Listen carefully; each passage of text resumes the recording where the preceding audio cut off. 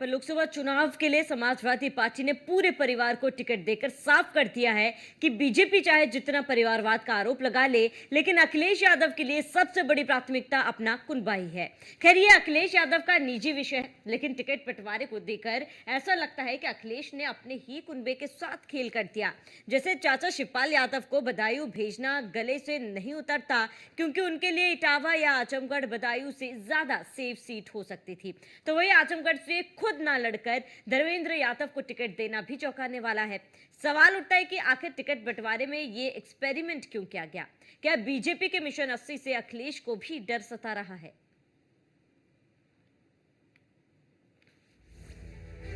कुनबे को बांट कर टिकट, अखिलेश की मुश्किल बिकट, चाचा के साथ कर दिया खेल, मिशन 80 से डर गए अखिलेश। लोकसभा चुनाव की रणभेरी बच चुकी है। तारीखों के ऐलान से पहले ही बीजेपी यूपी में मिशन 80 के टारगेट के साथ मैदान में उतर चुकी है। ऐसे में चुनौती अब इंडिया अलायंस के लिए बड़ी हो गई है। ऐसे में अखिलेश यादव ने जिस तरह प्रत्याशियों का चयन किया है, उससे सवाल खड़े हो रहे हैं कि क्या समाजवादी पार्टी बीजेपी के टारगेट से डर गई है। अखिलेश ने पहला प्रयोग बदायूं में किया, जहां से सांसद रह चुके धर्मेंद्र यादव की जगह चाचा शिवपाल को टिकट दिया। शिवपाल यादव को इटावा और आजमगढ़ जैसी सुरक्षित सीटों पर भी टिकट दे सकते थे, लेकिन बीजेपी की सिटिंग सीट पर टिकट दिया गया। आजमगढ़ में अखिलेश यादव खुद चुनाव से दूर हो गए और धर्मेंद्र यादव को टिकट दिया। धर्मेंद्र यादव उपचुनाव हार चुके हैं। हम लोग को भी लग रहा था कि इतना मंथन कर रहे हैं तो कुछ अच्छा डिसीजन लेंगे, लेकिन फिर वही जो गलती बार बार करते आए, फिर वही गलती किए हैं। मुझे लगता है कि अगर आजमगढ़ में समाजवादी पार्टी को किसी यादव को लड़ाना था, तो आजमगढ़ में यादवों की कमी नहीं है, पूर्वांचल में यादवों की कमी नहीं है, यहीं से किसी प्रत्याशी को देना चाहिए था। पर वही है कि उनको अपने परिवार के बाहर कोई यादव दिखता नहीं है। दिक्कत यही है, उनको लगता है कि यादव सिर्फ उनके घर में पैदा हुए हैं, बाकी कहीं कोई है ही नहीं, कोई इस योग्य भी नहीं समझते किसी को। तो जनता भी ये बात जान चुकी है, समझ चुकी है, और 22 में भी आजमगढ़ की जनता ने उनको जवाब दिया था कि जब हर बार आपको अपने घर से ही प्रत्याशी भेजना है तो बस करिए। और जनता जो है मेरे साथ आ गई थी और हम लोग 22 में जीते थे। और अब जो है 24 में और ज्यादा लोग हमसे जुड़ रहे हैं, भारतीय जनता पार्टी से जुड़ रहे हैं, क्योंकि भारतीय जनता पार्टी ने 1.5 साल में इतना काम किया है जितना कभी नहीं हुआ था। तो अब हमारे लिए ये बहुत ही लड़ाई बहुत आसान है, और इसको हम लोग बहुत मजबूती से लड़के और खूब मजबूती से जीत करके, जो प्रधानमंत्री जी ने उस दिन कहा मुझसे कि जीत के आना, तो हम लोग जीत के जाएंगे। वैसे धर्मेंद्र यादव को आजमगढ़ से दोबारा टिकट देने का एक मकसद ये भी हो सकता है कि गुड्डू जमाली सपा ज्वाइन कर चुके हैं।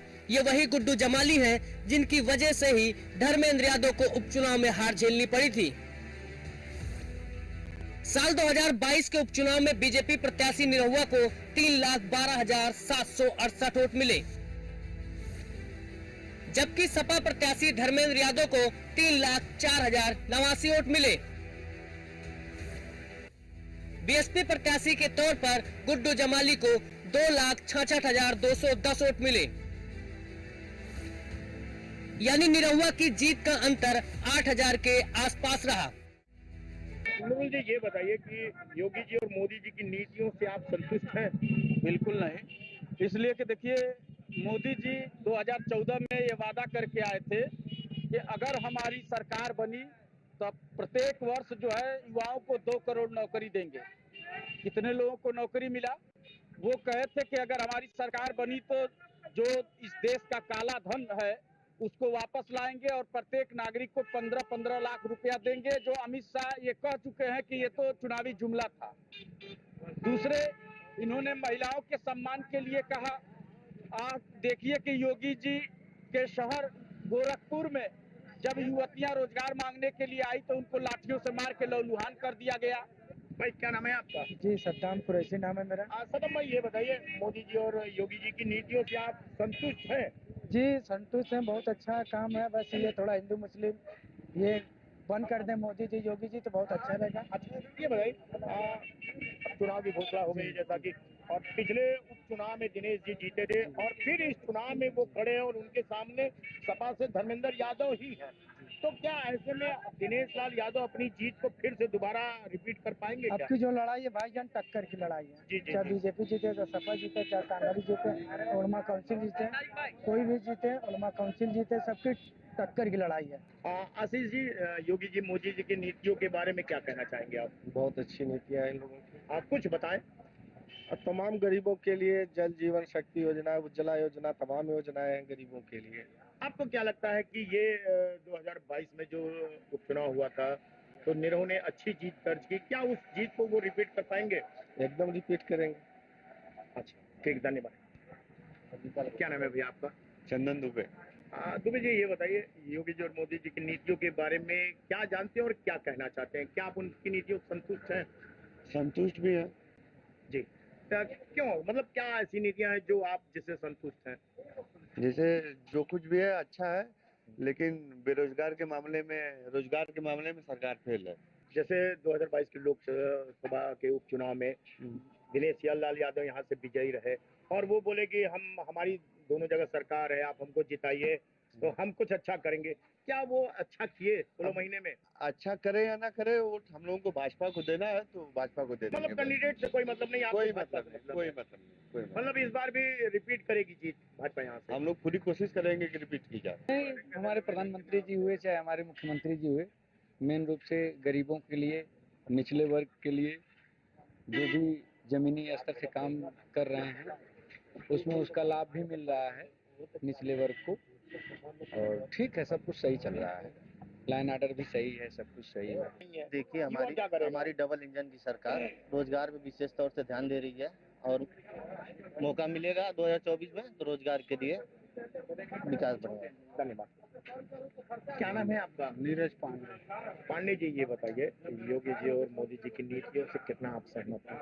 एकदम 100% सहमत। अच्छा ये बताइए, अगर सहमत हैं तो क्या इस बार भी बीजेपी अपने जीत को दोहराएगी पिछले? अवश्य। गुड्डू जमाली के सपा में शामिल होने का फायदा समाजवादी पार्टी को मिल सकता है, लेकिन बड़ा सवाल ये कि क्या वाकई गुड्डू जमाली अपने वोट ट्रांसफर कर पाएंगे, क्योंकि 2022 के चुनाव में तो वो डायरेक्ट मैदान में थे, लेकिन निरहुआ की जीत के बाद समीकरण बदल चुके हैं। करीब 2 साल से कुछ महीने तक के कार्यकाल में निरहुआ ने भी अपना दमखम दिखाया है।